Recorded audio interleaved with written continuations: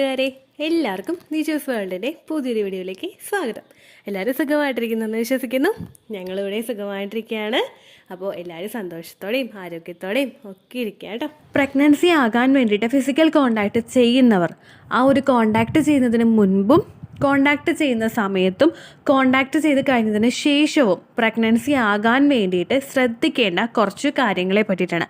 അപ്പോൾ നമുക്ക് video start ചെയ്യാം. ദിജൂസ് വേൾഡിൻ്റെ പുതിയൊരു വീഡിയോയിലേക്ക് എല്ലാവർക്കും സ്വാഗതം. എല്ലാവരും സന്തോഷത്തോടെ ഇരിക്കുന്നു എന്ന് വിശ്വസിക്കുന്നു കേട്ടോ. ഞങ്ങളിവിടെ സന്തോഷത്തോടെ ഇരിക്കുകയാണ്. അപ്പോൾ നമുക്ക് വീഡിയോ തുടങ്ങിയാലോ. നമ്മൾ പ്രഗ്നൻസി ആകുന്ന സമയത്ത് ഫിസിക്കൽ കോണ്ടാക്റ്റ് ചെയ്യുക എന്ന് പറയുന്നത് കൃത്യമായിട്ടുള്ള ഓവുലേഷൻ ഡേറ്റ് തന്നെ മാക്സിമം യൂട്ടിലൈസ് ചെയ്തിട്ട് ഫിസിക്കൽ കോണ്ടാക്റ്റ് ചെയ്യുക എന്ന് പറയുന്നത് ഏറ്റവും ഇമ്പോർട്ടൻ്റ് ആയിട്ടുള്ള ഒരു കാര്യമാണ്. ഫിസിക്കൽ കോണ്ടാക്റ്റ് ചെയ്യുന്നത്, അതായത് രണ്ടുപേര് പരസ്പരം ഇൻറ്റിമേറ്റ് ആകുന്ന സമയത്ത് നമ്മൾ കുറച്ച് കാര്യങ്ങൾ അവിടെ ആ ഒരു പ്രോസസ്സ് നടക്കുന്നതിന് മുൻപും നടക്കുന്ന സമയത്തും നടന്നു കഴിഞ്ഞ ശേഷവും നമ്മൾ ശ്രദ്ധിച്ചു കഴിഞ്ഞ് കഴിഞ്ഞാൽ എളുപ്പത്തിൽ പ്രഗ്നൻ്റ് ആകാനായിട്ടുള്ള സാധ്യത അതുവഴി ഇമ്പ്രൂവ് ചെയ്യാനായിട്ട് സാധിക്കും. അപ്പോൾ ആ ഒരു സമയത്തിന് മുൻപായിട്ട് എന്തെല്ലാം കാര്യങ്ങൾ ശ്രദ്ധിക്കണമെന്ന് നമുക്ക് നോക്കാം. ബിഫോർ ഫിസിക്കൽ കോണ്ടാക്റ്റ് നിങ്ങൾ ശ്രദ്ധിക്കേണ്ട ഒരു കാര്യം, ഫുഡ് കഴിച്ചിട്ട് ഇമ്മീഡിയറ്റ്ലി നമ്മൾ ഫിസിക്കൽ കോണ്ടാക്റ്റ് ചെയ്യാതിരിക്കാനായിട്ട് പ്രത്യേകം ശ്രദ്ധിക്കാം. നമ്മൾ ഫുഡ് കഴിക്കുന്ന ആ ഒരു സിറ്റുവേഷനിൽ നമ്മുടെ ശരീരത്തിലെ ബോഡി പാർട്സ് എല്ലാം കോൺസെൻട്രേറ്റ് ചെയ്യുന്നത് നമ്മുടെ ആ ഫുഡിനെ ഒന്ന് ഡൈജഷൻ കൃത്യമായിട്ട് നടക്കുന്നതിനും ആ ഡൈജഷൻ ചെയ്ത് കഴിഞ്ഞിട്ട് ആ ന്യൂട്രിയൻസ് എല്ലാം ശരീരത്തിൽ വേണ്ടുന്ന ഓരോ അവയവങ്ങളിലോട്ട് എത്തിച്ചു കൊടുക്കാനും വേണ്ടിയിട്ടുള്ള പ്രോസസ്സായിരിക്കും നമ്മുടെ ശരീരത്തിൽ നടക്കുന്നത്. ആ ഒരു സമയത്ത് നിങ്ങൾ ഫിസിക്കൽ കോണ്ടാക്റ്റ് ചെയ്യാനായിട്ട് നിന്ന് കഴിഞ്ഞ് കഴിഞ്ഞാൽ, അതായത് നമ്മൾ ഫുഡ് കഴിച്ചിട്ട് ഇമ്മീഡിയറ്റ്ലി എന്ന് പറയുമ്പോൾ ഉടനെ തന്നെ കേട്ടോ. അപ്പോൾ ഫുഡ് കഴിച്ചിട്ട് ഉടനെ തന്നെ നമ്മൾ ഫിസിക്കൽ കോണ്ടാക്റ്റ് ചെയ്ത് കഴിഞ്ഞ് കഴിഞ്ഞാൽ അവിടെ നമുക്ക് നടക്കുന്ന പ്രോസസ്സൊക്കെ ഭയങ്കര സ്ലോ ആയിരിക്കും. നമുക്കുണ്ടാകുന്ന സർവിക്കൽ മ്യൂക്കസ് ചിലപ്പോൾ നന്നായിട്ട് വരണമെന്നില്ല. നമ്മൾ ഓട്ടോമാറ്റിക്കലി ഒരു ഫുഡ് കഴിച്ച് കഴിയുമ്പോൾ നമ്മളൊക്കെ ഒന്ന് ടയേർഡായി പോകും. ജസ്റ്റ് ആ ഒരു കഴിക്കുന്ന ആ ഒരു സമയത്തിന് നമുക്ക് ആ ഒരു പ്രോസസ്സും ചെയ്യാനായിട്ടുള്ള ഒരു ഇൻട്രസ്റ്റ് നമുക്ക് ഉണ്ടാവില്ല. അപ്പോൾ നമുക്ക് സെർവിക്കൽ മ്യൂക്കസ് ഉണ്ടാകുന്നതിൻ്റെ അളവ് കുറവായിരിക്കും. അതുപോലെ പുരുഷന് ഇജാക്കുലേഷൻ സംഭവിക്കുന്നത് പെട്ടെന്ന് തന്നെ ഉണ്ടായിക്കൊള്ളണം, പെട്ടെന്നല്ല ഒരു നോർമൽ ടൈമിൽ ഉണ്ടായിക്കൊള്ളണമെന്നില്ല. നമ്മൾ ടയേർഡായി പോകുന്നൊരു സിറ്റുവേഷനും അതുമൂലം ഉണ്ടാകും. അപ്പോൾ നിങ്ങൾ ഫിസിക്കൽ കോണ്ടാക്ട് ചെയ്യുമ്പോൾ മസ്റ്റായിട്ട് ശ്രദ്ധിക്കുക. ഫുഡ് കഴിച്ചിട്ട് ഇമ്മീഡിയറ്റ്ലി ഫിസിക്കൽ കോണ്ടാക്ട് ചെയ്യാതിരിക്കാനായിട്ട് പ്രത്യേകം ശ്രദ്ധിക്കുക കേട്ടോ. അതിനുശേഷം നമ്മൾ ശ്രദ്ധിക്കേണ്ട ഇമ്പോർട്ടൻ്റ് ആയിട്ടുള്ള ഒരു കാര്യമാണ്, ഫിസിക്കൽ കോണ്ടാക്ട് ചെയ്യുന്നതിന് മുൻപ് രണ്ടുപേരുടെയും സ്വകാര്യ അവയവങ്ങൾ ക്ലീൻ ചെയ്യണം.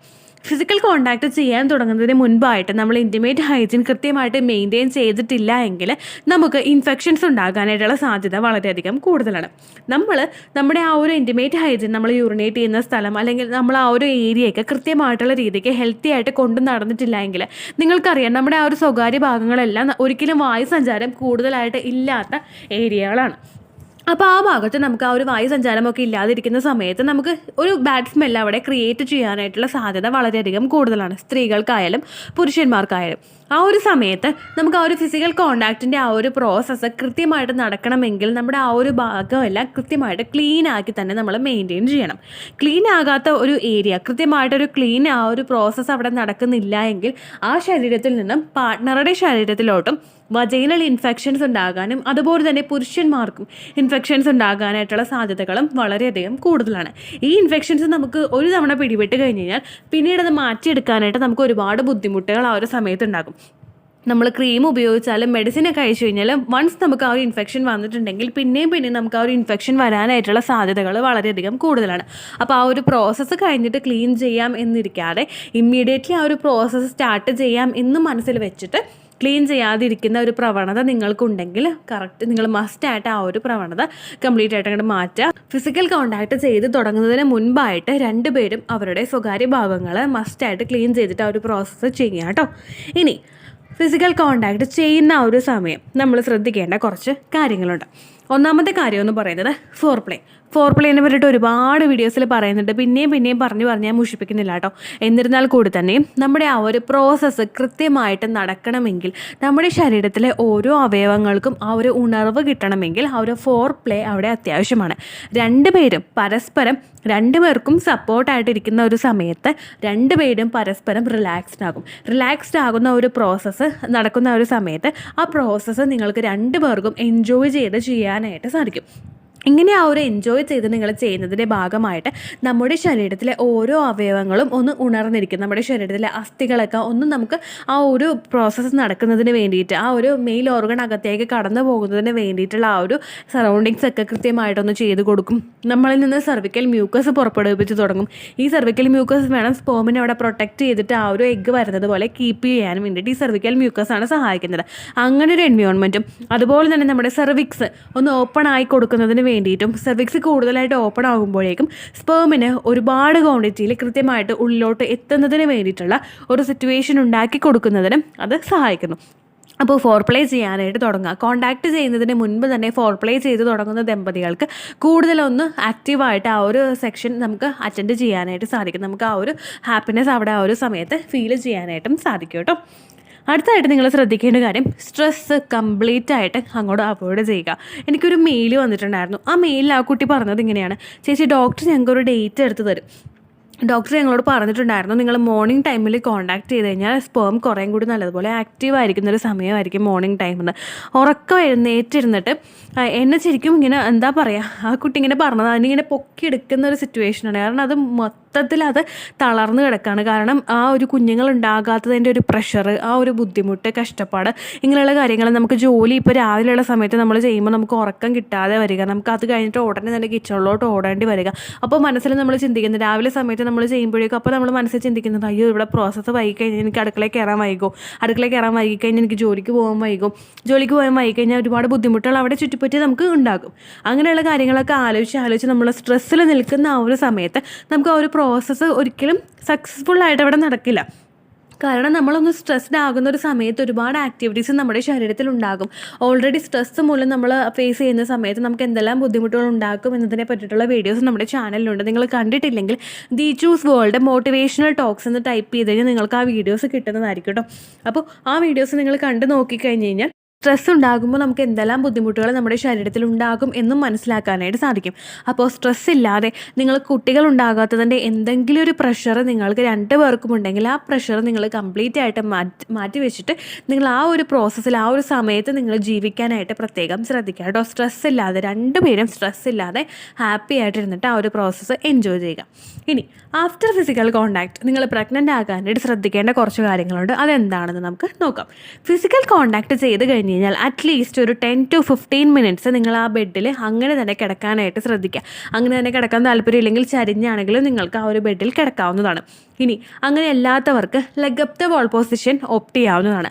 നമുക്ക് എഴുന്നേൽക്കുമ്പോൾ തന്നെ ഈ 15 മിനിറ്റ്സ് ബെഡിൽ കിടന്നിട്ട് എഴുന്നേൽക്കുമ്പോൾ തന്നെ നമുക്ക് ആ ഒരു 7 പുറത്തേക്ക് വരുന്നതായിട്ടൊരു ഫീലിങ്സ് നിങ്ങൾക്ക് ഉണ്ടാകുന്നുണ്ടെങ്കിൽ നിങ്ങൾക്കൊരു 15 മിനിറ്റ്സ് ബെഡിൽ ലെഗ് അപ്പ് ദ വാൾ പൊസിഷനിൽ കിടക്കാവുന്നതാണ്. നമ്മൾ എഴുന്നേറ്റ് പോയി കിടക്കുന്നതിനേക്കാളും നല്ലത് ഇപ്പോൾ ലെഗ് അപ്പ് ദ വാൾ പൊസിഷന് വേണ്ടിയിട്ട് നമ്മൾ മാറിപ്പോയി കിടക്കേണ്ട ഒരു സിറ്റുവേഷൻ ഉണ്ടെങ്കിൽ നിങ്ങൾ നിങ്ങളുടെ ഹിപ്പ് ഒന്ന് ഉയർത്തി വെക്കുന്ന രീതിക്കുള്ള ഒരു പോസ് നിങ്ങൾ ഓപ്റ്റ് ചെയ്യുക.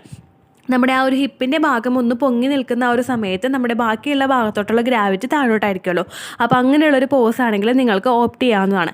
അതല്ലെങ്കിൽ നിങ്ങളിപ്പോൾ മതിലിന് അടുത്ത് തന്നെയാണ്, നിങ്ങളുടെ റൂമിൻ്റെ മതിലിന് അടുത്ത് തന്നെയാണ് നിങ്ങളെങ്കിൽ നിങ്ങൾക്ക് leg up the wall position ആണെങ്കിലും ഓപ്റ്റ് ചെയ്യാവുന്നതാണ്. ഇനി ആ പൊസിഷനിൽ കിടക്കാനായിട്ട് നിങ്ങൾക്ക് താല്പര്യമില്ല എങ്കിൽ നിങ്ങൾ 15 മിനിറ്റ്സ് 10 to 15 മിനിറ്റ്സ് ബെഡിൽ നേരെയോ അല്ലെങ്കിൽ ചരിഞ്ഞോ നിങ്ങൾക്ക് കിടക്കാവുന്നതാണ്. ഈ 15 മിനിറ്റ്സ് കഴിഞ്ഞതിന് ശേഷം നമ്മൾ ആ ഒരു എഴുന്നേറ്റ് പോയിട്ട് 15 മിനിറ്റ്സ് കഴിഞ്ഞിട്ട് നിങ്ങൾ യൂറിനേറ്റ് ചെയ്യണം. മസ്റ്റായിട്ട് നിങ്ങൾ യൂറിനേറ്റ് ചെയ്യണം. കാരണം സ്ത്രീകളുടെ ആ ഒരു മൂത്രനാളിയും അതുപോലെ നമ്മുടെ യൂറിനേറ്റ് ചെയ്യുന്ന ആ ഒരു ഭാഗവും അതുപോലെ തന്നെ അവരുടെ വജൈനൽ ഏരിയയും അടുത്തടുത്തായതുകൊണ്ട് എന്തെങ്കിലും ഇൻഫെക്ഷൻസ് നിങ്ങളുടെ ശരീരത്തിൽ ആ വജൈനയിൽ നിന്നും നമ്മൾ യൂറിനേറ്റ് ചെയ്യുമ്പോഴേക്കും നമ്മുടെ ശരീരത്തിൻ്റെ ആ ഒരു ഭാഗത്തായിട്ട് എത്തുന്നതിന് നമുക്ക് യൂറിനറി ഇൻഫെക്ഷൻ ഉണ്ടാകുന്നതിനായിട്ടുള്ള സാധ്യതകൾ വളരെയധികം കൂടുതലായിരിക്കും. അപ്പോൾ അതൊന്ന് പ്രിവെൻറ്റ് ചെയ്യാനായിട്ടാണ് ആ ഒരു ഫിസിക്കൽ കോണ്ടാക്റ്റ് കഴിഞ്ഞ് കഴിയുമ്പോഴേക്കും ഉടനെ തന്നെ നിങ്ങൾ പോയി യൂറിനേറ്റ് ചെയ്യാം കേട്ടോ.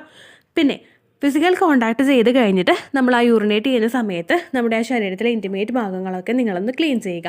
നമ്മൾ ചെറിയൊരു ചൂടുവെള്ളം ഉപയോഗിച്ചിട്ടോ അതല്ലെങ്കിൽ ജസ്റ്റ് നമ്മൾ ആ ഒരു വെള്ളം ഉപയോഗിച്ചിട്ട് നമുക്ക് ആ ഒരു ഏരിയ ക്ലീൻ ചെയ്യാവുന്നതാണ്. വജൈനയുടെ അകത്തോട്ട് നമ്മൾ സോപ്പിട്ടൊന്നും ക്ലീൻ ചെയ്യേണ്ട ഒരു ആവശ്യമില്ല കേട്ടോ. അവിടെ തന്നെ ഒരു ക്ലീനിങ് പ്രോസസ്സ് നടക്കുന്നതുകൊണ്ട് നിങ്ങൾ അങ്ങനെയൊന്നും ക്ലീൻ ചെയ്യേണ്ടതായിട്ടുള്ള ഒരു ആവശ്യം അവിടെ വരുന്നില്ല. ഇനി അത് കഴിഞ്ഞതിന് ശേഷം നിങ്ങൾ ഫിസിക്കൽ കോണ്ടാക്ട് ചെയ്ത് കഴിഞ്ഞു. ഇനിയുള്ള സമയത്ത് അയ്യോ റിസൾട്ട് പോസിറ്റീവ് ആകുമോ നെഗറ്റീവ് ആകുമോ അല്ലെങ്കിൽ മറ്റുള്ള ഏതെങ്കിലുമൊക്കെ കാര്യമോ നിങ്ങൾ ആലോചിച്ചിട്ട് ടെൻഷൻ ആകാതിരിക്കുക. എന്തായിരിക്കും റിസൾട്ട് എന്ന് ആലോചിച്ച് ഇപ്പോഴേ തന്നെ ടെൻഷൻ ആകുമ്പോഴേക്കും ഈ ടെൻഷൻ നമ്മളുടെ ശരീരത്തിൽ സ്പേമിന് നിൽക്കാനായിട്ടുള്ള ഒരു സിറ്റുവേഷൻ അവിടെ ഉണ്ടാക്കി കൊടുക്കുന്നില്ല. ഇതുമൂലം ആ ഒരു സ്പേമിന് അവിടെ നിലനിൽപ്പ് നഷ്ടമാകുകയും എഗ്ഗ് വരുന്നതിന് മുൻപ് തന്നെ സ്പേം നശിച്ചു പോകാനായിട്ടുള്ളൊരു സിറ്റുവേഷൻ അവിടെ ഉണ്ടാവുകയും ചെയ്യുന്നു. അത് പ്രിവെൻറ്റ് ചെയ്യാനായിട്ട് ഫിസിക്കൽ കോണ്ടാക്ട് ചെയ്ത് കഴിഞ്ഞിട്ടുള്ള സിറ്റുവേഷനിലും നിങ്ങൾ ഹാപ്പി ആയിട്ടിരിക്കാനായിട്ട് ശ്രദ്ധിക്കുക. പരസ്പരം ഉണ്ടാകുന്ന എന്തെങ്കിലും ആർഗ്യുമെൻറ്റ്സോ അല്ലെങ്കിൽ ടോക്സോ എന്തിനെങ്കിലും നിങ്ങൾക്ക് എഗെയിൻസ്റ്റ് ആയിട്ടുള്ള വിഷയത്തെ പറ്റിയിട്ടുള്ളൊരു ടോക്സോ ആർഗ്യുമെൻറ്റ്സോ അവിടെ ഉണ്ടാകുന്നുണ്ടെങ്കിൽ അതിൽ നിന്ന് കഴിവതും ഒഴിഞ്ഞു മാറാനായിട്ട് ശ്രദ്ധിക്കുക. ഹാപ്പി ആയിട്ടിരിക്കാനായിട്ടും നിങ്ങൾ പ്രത്യേകം ശ്രദ്ധിക്കുക കേട്ടോ.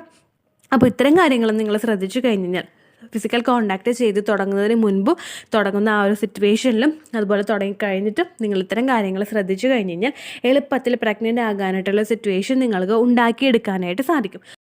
അപ്പോൾ ഇത്രയേ ഉള്ളൂ വീഡിയോ. എന്തെങ്കിലും സംശയം ഉണ്ടെങ്കിൽ നിങ്ങൾ കമൻസിൽ ചോദിക്കുക.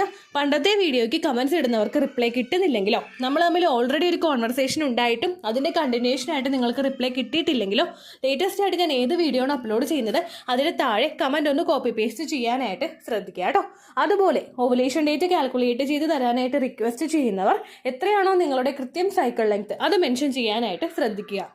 സൈക്കിൾ ലെങ്ത് എന്നതുകൊണ്ട് ഉദ്ദേശിച്ചത് ഓരോ മാസവും എത്ര ദിവസം കൂടുമ്പോഴാണോ ബ്ലീഡിങ് വരുന്നത് അതിനെയാണ് കേട്ടോ ഉദ്ദേശിച്ചത്. അതായത് ജനുവരിയിൽ നിങ്ങൾക്ക് ഒരു 1-ാം തീയതിയാണ് ബ്ലീഡിങ് വന്നതെങ്കിൽ ഫെബ്രുവരിയിൽ നിങ്ങൾക്ക് 2-ാം തീയതിയാണ് ബ്ലീഡിങ് വരുന്നതെങ്കിൽ ജനുവരി 1-ന് ഡേ 1 ആയിട്ടെടുത്ത് ഫെബ്രുവരി 2 വരെ എത്ര ദിവസമുണ്ടോ അത് എണ്ണി പറയുന്നതാണ് സൈക്കിൾ ലെങ്ത് എന്നതുകൊണ്ട് ഉദ്ദേശിച്ചത് കേട്ടോ. ബ്ലീഡിങ് നടന്ന ദിവസം നിങ്ങൾ എടുത്താൽ മതിയാകും. സ്പോട്ടിങ് നടന്ന ദിവസം, അതായത് ചെറുതായിട്ടുള്ള ബ്രൗൺ ഡിസ്ചാർജോ ബ്രൗൺ കളറുള്ള സ്പോട്ടിങ്ങോ വന്ന ദിവസം നിങ്ങൾ എടുക്കുക ആവശ്യം ഇല്ല കേട്ടോ. അപ്പോൾ ഇതുപോലെ തന്നെ നിങ്ങൾ ശ്രദ്ധിക്കുക. സൈക്കിൾ ലെങ്ത് ചോദിക്കുന്ന സമയത്ത് എന്നാണോ ഡേറ്റ് അത് നിങ്ങൾ മെൻഷൻ ചെയ്യാതിരിക്കുക. അതായത് ചില ആളുകൾ ജനുവരി 16 ഫെബ്രുവരി 14 അങ്ങനെ പറയും. അങ്ങനെ പറഞ്ഞുകൊണ്ട് കാര്യമില്ല കേട്ടോ. അപ്പോൾ ഇത്രയേ ഉള്ളൂ വീഡിയോ. അടുത്തൊരു യൂസ്ഫുൾ വീഡിയോ ആയിട്ട് നമുക്ക് വീണ്ടും കാണാം. ബൈ.